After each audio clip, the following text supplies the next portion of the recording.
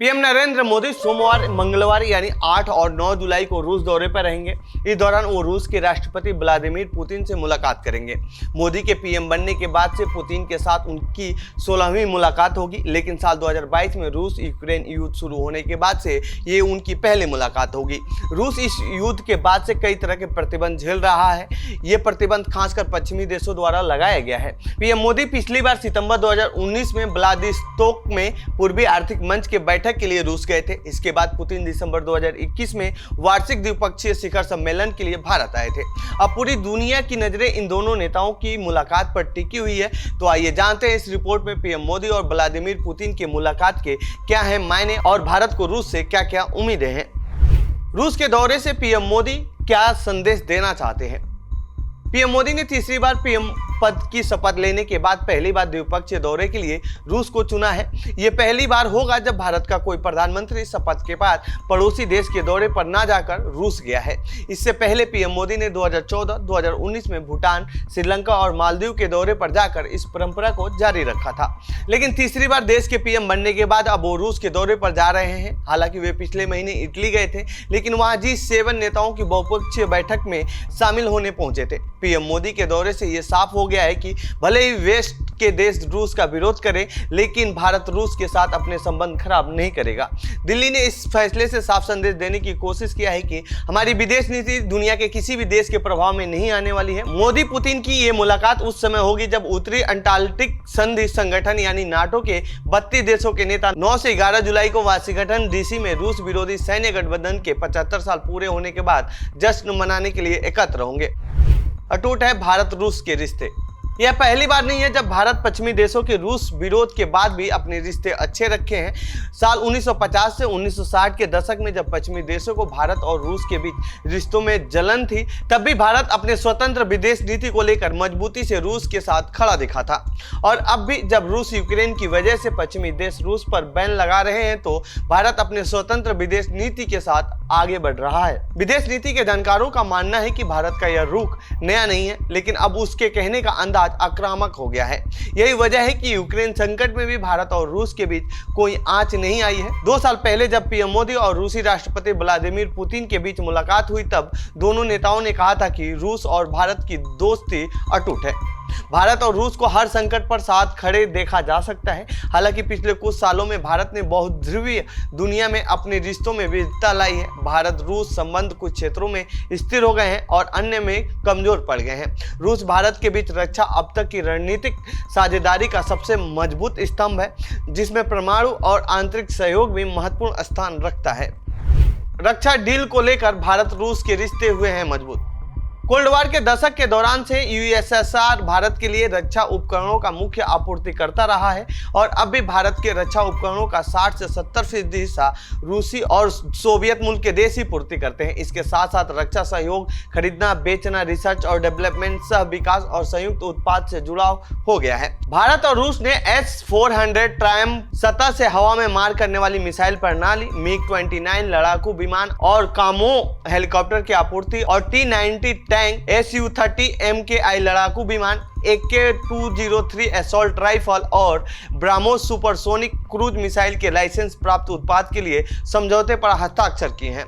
भारतीय नौसेना के 2 विमानवाहक पोतों में एक INS विक्रमादित्य पूर्व सोवियत और रूसी युद्धपोत एडमिरल गोर्शकोव है। भारत रूस से क्यों करता रहा है रक्षा डील। ऐसा नहीं है कि भारत पिछले 25 सालों में किसी और देश से रक्षा डील नहीं की है। भारत ने रूस के अलावा संयुक्त राज्य अमेरिका, फ्रांस और इजराइल से भी रक्षा डील किया है। लेकिन भारत इस समय रूस के साथ अपने संबंध खराब नहीं करना चाहता है, खासकर ऐसे मौके पर जब मॉस्को अलग थलग पड़ा हुआ है। तो वहीं भारत के लिए परिस्थितियां बहुत अनुकूल नहीं है। पिछले कुछ समय से भारतीय सैनिक और चीन के पीपुल्स लिबरेशन आर्मी के बीच लगातार तकरार देखने को मिल रही है। ऐसे में भारत के लिए रूस से हथियार और रक्षा के लिए जरूरी चीजों की आपूर्ति होना आवश्यक है। तो वहीं दूसरी तरफ मॉस्को अपनी रक्षा तकनीकी चीन के साथ शेयर नहीं करना चाहता है। तो वहीं रूस ने भारत को आश्वासन दिया है कि जो भी रक्षा सौदे भारत और रूस के बीच होंगे, उसकी तकनीकी जानकारी चीन के साथ शेयर नहीं किया जाएगा। भारत के राष्ट्रीय सुरक्षा सलाहकार बोर्ड के अध्यक्ष और रूस में भारत के पूर्व राजदूत PVS राघवन ने 2022 में लिखा था कि राष्ट्रपति पुतिन ने कहा है कि रूस भारत के साथ साझा की गई सैन्य तकनीकों को किसी अन्य देश को हस्तांतरित नहीं करता है। यह एक आश्वासन है कि भारत को मॉस्को द्वारा बीजिंग और आपूर्ति किए जाने वाले हथियारों और तकनीकों के संबंध में लगातार सत्यापन करना चाहिए। युद्ध के दौरान रूस से व्यापार कर भारत को हुआ फायदा। यूक्रेन में युद्ध की शुरुआत से ही भारत कच्चे तेल की बढ़ती कीमतों के मुद्रास्फीति के प्रभाव को कम करने के लिए बड़ी मात्रा में रूसी तेल को छूट पर खरीद रहा है। अंतर्राष्ट्रीय आलोचना के बावजूद विदेश मंत्री एस जयशंकर ने नवंबर 2022 में मॉस्को की अपनी यात्रा के दौरान कहा था कि भारत भारतीय उपभोक्ताओं के हित में रूसी तेल खरीदना जारी रखेगा। रूसी कच्चे तेल की खरीदने की वजह से द्विपक्षीय व्यापार की मात्रा को उम्मीदों और लक्ष्यों से आगे बढ़ा दिया है।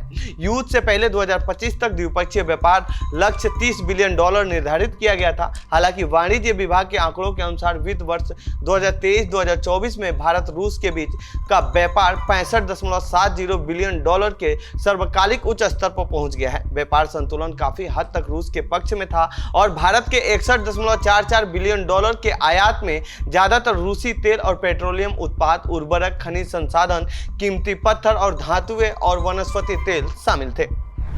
क्या कूटनीतिक कसौटी पर खरा उतरेगा भारत? यूक्रेन रूस के युद्ध के दौरान भारत का रूस के साथ व्यापार करने की वजह पश्चिमी देशों के साथ भारत के संबंध अब नाजुक कूटनीतिक स्थिति में पहुंच गया है। भारत ने कूटनीतिक रणनीति अपनाते हुए यूक्रेन के साथ रूस का चल रहे युद्ध को लेकर भारत ने कभी भी खुलकर रूस की आलोचना नहीं की है। हालांकि भारत ने युद्ध की शुरुआती हफ्तों में बुचा नरसंहार की अंतर्राष्ट्रीय जांच की मांग की थी और रूसी नेताओं द्वारा जारी परमाणु युद्ध की धमकियों पर चिंता भी व्यक्त की थी। तो वहीं दूसरी तरफ भारत ने संयुक्त राष्ट्र सुरक्षा परिषद में कई प्रस्तावों में रूस के खिलाफ मतदान से परहेज किया है। नवंबर 2022 की अपनी यात्रा पर जयशंकर ने संदेश दिया था कि भारत शांति, अंतर्राष्ट्रीय कानून के सम्मान और संयुक्त राष्ट्र चार्टर के समर्थन के पक्ष में है और बातचीत और कूटनीति की वापसी को पुरजोर वकालत करता है। भारत की पश्चिमी देशों और चीन पर है नजर। मोदी की रूस यात्रा और पश्चिमी देशों के बीच कई बैठकों के कुछ दिनों बाद हुई है। G7 में मोदी ने यूक्रेन के नेता के अलावा पश्चिमी नेताओं से भी मुलाकात की थी। उसके बाद अमेरिकी राष्ट्रीय सुरक्षा सलाहकार जैक सुलिवन ने नई दिल्ली का दौरा किया था। इसके बाद कांग्रेसी माइकल मैककॉल और पूर्व अमेरिकी हाउस स्पीकर नैन्सी पेलोसी के नेतृत्व में अमेरिकी कांग्रेस प्रतिमंडल ने धर्मशाला में दलाई लामा और शीर्ष भारतीय नेतृत्व से मुलाकात की थी। भारत के दृष्टिकोण से मोदी की यात्रा दोनों देशों के नेताओं के बीच साल 2000 से चल रही वार्षिक द्विपक्षीय शिखर बैठकों की श्रृंखला का हिस्सा है।